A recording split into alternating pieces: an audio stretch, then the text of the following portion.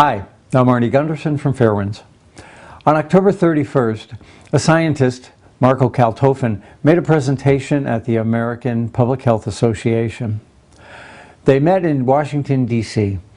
Mr. Kaltofen was asked to make a presentation because he specializes in measuring radiation in the environment. I basically summarized what Mr. Kaltofen said and had his PowerPoint presentation on October 31st. Since then, a professional photographer who was at the American Public Health Association meeting has donated the video he took of Mr. Kaltofen making the presentation in person. Today, we're posting Mr. Kaltofen's video and the original PowerPoint that we talked about back in October on our site. So you can get to see and hear in Mr. Kaltofen's own words the severity of the problem of hot particles throughout the world. This is a triumph for Worcester Polytechnic Institute, for SafeCast, and for hundreds of other people around the world who provided Mr. Kaltofen with information which he could use in his analysis. It truly is crowdsourcing on the internet at its best.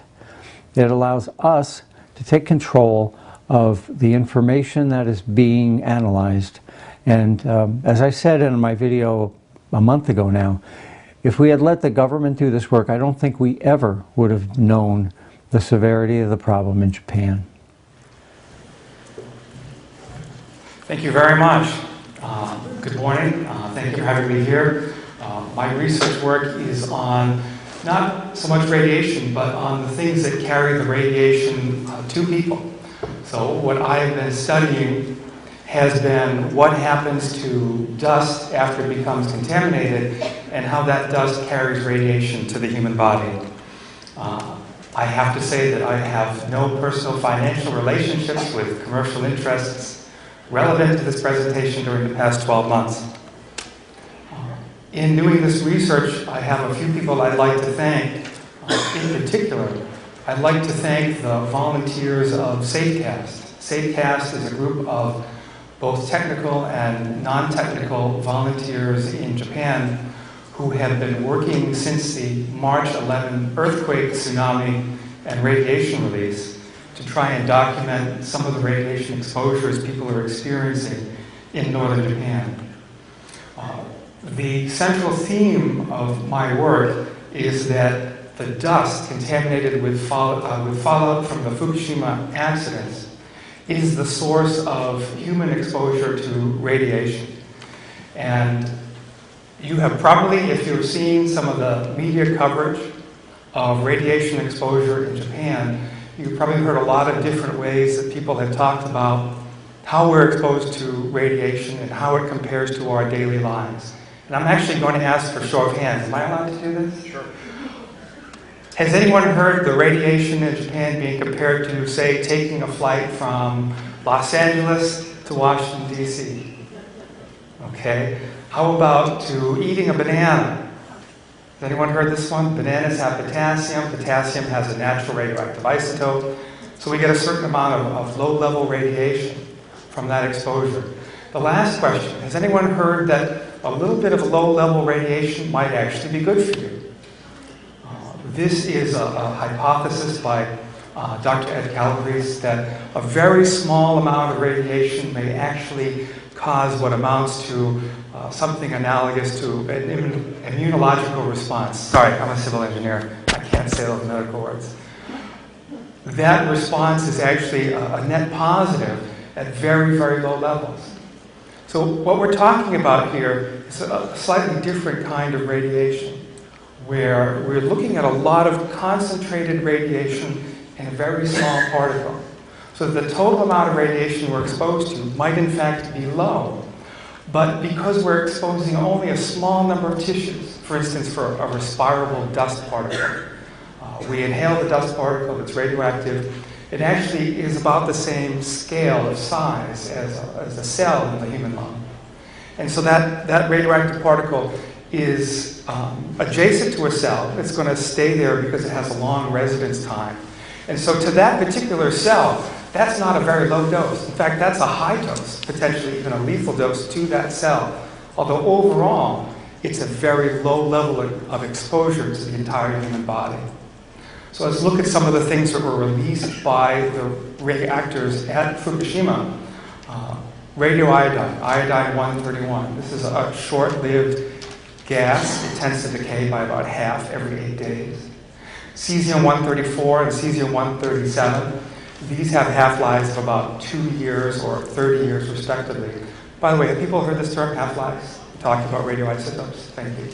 Cobalt-60 has a half-life of about 5 years. A whole zoo of what are called fission wastes and neutron activation products. These are the materials that poison nuclear fuels over time when they're in the reactor. And then, of course, the original uranium and plutonium fuels that are in the reactor, and other transuranics, heavier than uranium isotopes like americium and neptunium, which are very specific to that uranium. And for how people are exposed to this radiation, there are several different vectors, several different ways these dusts will actually get into the human body. Number one is going to be the inhalation of airborne particles, followed by the inhalation of resuspended dusts. The difference being, early on in the accidents, we had a lot of material emitted into the air.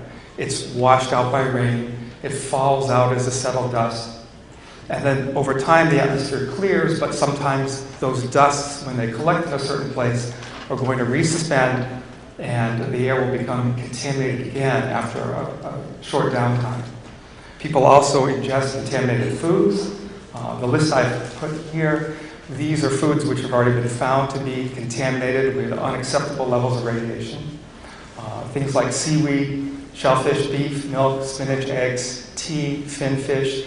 I should add mushrooms and other things that are grown not just in the immediate area of the reactors, but sometimes as much as a couple hundred miles away. And if any of you are used to working with juvenile health issues, and you're familiar with contamination from lead paint in dusts in homes, we also tend to, especially as children, ingest a good deal of soils and dusts. The EPA tells us that the average child is ingesting about 1/10 of a gram of dust every day. I don't know about you, but I remember my kids when they were little. They say sometimes it might be as much as 1 gram or even 1.5 grams of dust a day. That's an important way people are exposed to contaminated soils. And lastly, there's dermal contact, getting this material on the outside. So we tried to take a look at certain samples that would tell us a little bit about how dusts are moving through the environment in Japan. So we looked at automobile air filters. We tried this as a qualitative means of trying to capture a large number of radioactive particles so that we could learn about how those particles are in terms of their size, how they might dissolve in human body fluids, to capture enough particles that we could statistically analyze how they would behave in the environment and in the body. As it turns out, the way the average Japanese driver uses their car, the amount of air consumed by a car in Japan is actually on the same order of magnitude as the amount of air that people use day to day. So a car versus a healthy worker will use anywhere between 10 to 30 cubic meters of air a day on average, for the car obviously to burn the fuel. And to follow up on that, we also used a number of quantitative air filters. These are small metered filters running with air pumps that are taking an exact known amount of air and cutting off a specific particle size with a known amount. We can't get as many particles with this method, but we can use it to calibrate what the actual concentration is of hot particles in the atmosphere. We looked at home air filters for people's homes in Japan and in the US. We also looked at children's shoes. Children track in a lot of material on their shoes. Children play very hard in outdoor soils, and their shoes tend to pick up any contaminants that are in the soil. We also looked at settled dusts in the home, surface soils, and foods and plants in Japan and the US. Our air sampling stations were set up at multiple locations. The first sampling station was the one I set up in Massachusetts about 2 hours after I learned of the reactor accidents, because we look at the map and we can see we're at the same latitude as these reactors in Massachusetts. So that over time we're likely to see some of that material make its way in the atmosphere to us. We also set up facilities in Seattle, San Francisco, Boulder, Hawaii, and multiple facilities in Japan. Just 2 of them are here on the map. The primary radioisotopes we detected, the things we actually found in our dust samples, the cesium-134 and the cesium-137. Iodine-131, which, as you know, is a thyroid seeker, but with a short half-life. We only saw iodine-131 back in April. And even the samples we had in storage, you could see the iodine slowly decaying those. Cobalt-60, which is another activation product from deep inside the reactor. The cobalt-60 is formed from steels in the reactor that are exposed to radiation. So obviously somehow the steel at the center of the reactor must have come in contact with the atmosphere. And then other fission products as well. This is a quick map. I don't know if anyone has seen this before. This is a general map taken by aircraft over Fukushima prefecture that shows pretty much where most of the plume has gone. So if you'll notice, we have evacuation radii. We have a 20-kilometer zone around which people have been evacuated from near the reactors. But in fact, because of the weather and the geography, you can see how most of this material has moved to the northwest. The permissible radiation dose, I'm not going to focus on this for very long. Let me just say that the permissible radiation doses in Fukushima prefecture were raised by a factor of 20. There's obviously a lot more to this decision than I could ever get into in 15 minutes. Our sampling team experienced a few difficulties in getting the materials they needed. Probably the biggest one is in working with our volunteers, teaching them how to collect these samples safely, get them safely and lawfully to the United States that can be analyzed. And here's some of the data. One of the first things we did was we took our automobile air filters from different locations, and we opened them up, and you lay the filter paper inside these air filters on a piece of X-ray film and develop them. On the far left, we have an automobile air filter that operated during March, April, and May in Seattle, Washington. It looks clear. If your eyes are really good, you can see one tiny little dot near the center. We have an automobile air filter from Tokyo, and you can see that each one of these black spots represents a radioactive particle that was trapped on the filter paper and exposed the X-ray film. And also we have Fukushima City, which is about 65 kilometers away from the site. This automobile air filter is actually hazardous. My university is annoyed with me because we have to contract to have this filter disposed of as radioactive waste. Unfortunately, you can just imagine what this means for people in Fukushima City, which is not evacuated, and even for the mechanics that are handling these air filters. Here's a look at one of the particles. We're using a scanning electron microscope to actually see the particle itself. This is a hot radioactive particle. It's about 10 microns across, meaning it is a respirable sized particle. This is one of the very few particles where we found americium, which is a byproduct of plutonium decay. Quick comparison. This is the total radiation in children's shoes from Koniyama, which is in Fukushima prefecture. This city is actually featured in today's Wall Street Journal. You can see that the total radiation levels in the shoes from Fukushima are higher for these children than in the US. And here we have the total amount of cesium, radiocesium, which is probably the most problematic isotope people are exposed to there. And you can see that the cesium levels are more than 166 times higher in the shoes from Fukushima. So these are actually shoes worn by children in schools and brought home. We're finding that the laces and the soles are probably the 2 key contaminated areas on the shoes. The soles from contact with soils. It's possible that the laces are actually contaminated from contact with fingers. Since the accidents, about 8 months ago, the airborne levels have dropped. The soil levels still remain high in places, but the food chain radiation we're still finding increasing. This radiation is not uniform. There are hot spots, particularly in Fukushima prefecture, where we might have zones that are relatively radiation-free now that may experience net increases as some of the radiation from hotspots tends to build up. And for an air filter that was run in Noda City, just north of Tokyo, 150 kilometers from the accident site, an indoor home air filter showed 230 picocuries of radiation. I should just say that the U.S. limits radiation in soils to about 5 picocuries. For the United States, in Boston, we had about 1 month period where we saw beta and alpha radiation based in particles increasing And in Seattle, we actually had a 2-week period where we had 4 to 5 hot particles of radioactive material that was trapped by our quantitative filters in the amount of air that people would breathe in a day. But that radiation seems to have declined. The thing that concerns us the most currently about Japan is that the means of testing radiation is still focusing on total radiation and not focusing on hot particles. And we're still using things like circular evacuation zones. We actually took people from safe areas that were 20 kilometers from the site and moved them into much more contaminated, unsafe areas that just happen to be further away. This is just done without regard to what the actual scientific data should be telling us. Cesium-134 and 137 have become ubiquitous throughout Fukushima and even in Tokyo. And in the US, we've seen just a few isolated hotspots where we're detecting cesium from Japan. I think what this tells me is that this 12-mile evacuation zone we set up around the reactors has not been adequate to protect the public health.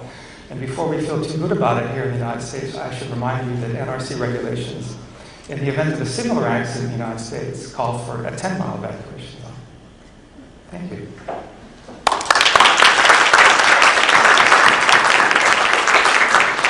We have time for one question for Marco Kaltofen. Are there any questions? Yes, please.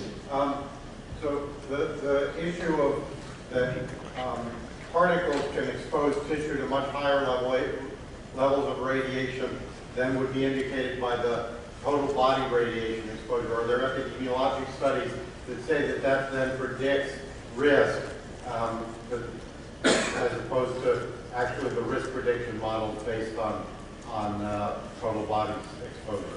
So the question is the risk based on a hot particle exposure different from that based on a total body exposure?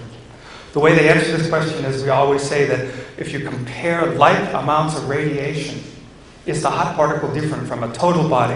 Are there epidemiological? I mean, I know theoretically there are reasons to be concerned. The question is there epidemiological? Yes. Yeah, definitely want to go there. The important thing in that question is that little qualification of the same amount of radiation. Because a hot particle has a very long residence time, and because it exposes specific tissues for a long period compared to an external or a photon dose like gamma radiation, you tend to get a lot of concentrated radiation with a long residence time, and your total radiation exposure tends to be higher. When you measure, when you correct or normalize for that radiation exposure, when you artificially raise your external dose to the same as the hot particle, in fact, you find that the hot particle is a little less dangerous because your body acts as shielding. Your tissues where the hot particle is shield the rest of your body from that radiation. So the epidemiological studies show a slightly reduced dose. But you've added that huge fudge factor where you've assumed that the external or uniform dose was as big. And that's really hard to do with a short-term dose compared to the years you can have a hot particle in your body. So if you use that fudge factor, you can convince yourself that it's okay. But in real life, the hot particle tends to create a long-term exposure where total radiation goes up more than you would think just based on the size of the particle. Thank you very much.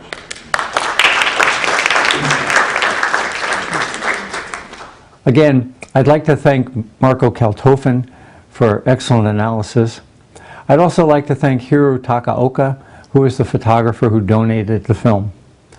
Also, I'd like to thank Safecast and the hundreds of other people who used the internet and provided the raw information to the Boston laboratories that Mr. Kaltofen used in his analysis. And finally, I'd like to thank all of the Fairewinds viewers for the donations that you have made to the Fairewinds site during this holiday season. It's your donations that keep the site vibrant and keep us moving forward with our educational efforts. Thank you very much.